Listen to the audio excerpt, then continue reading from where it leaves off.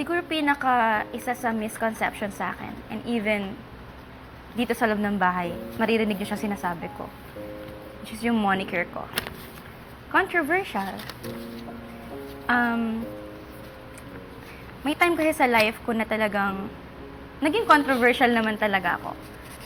I was controversial. I did so many bad things. Pero yung mga bad things na yon, I feel like hindi siya dapat ganun nalabas.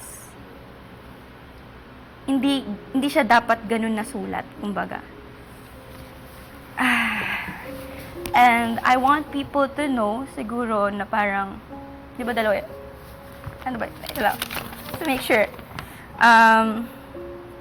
Worst impression sa akin. And yung gusto ko malaman ng mga tao is, sa likod ng pagiging controversial ko, is merong taong may mika na gustong magbago.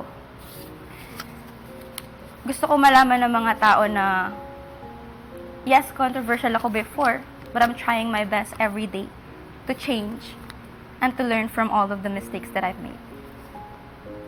Na araw-araw, pagka nababasa ko yung comments, may eagerness ako sa puso ko na magbago.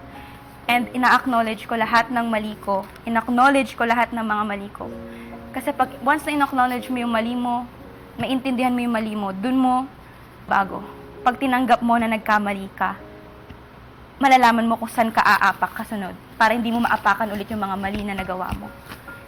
And I believe na nandun ako sa point ng buhay na yun. That's why I'm really grateful that I'm here to show everyone that I'm trying my best to move forward and to do better, to do good, better than yesterday.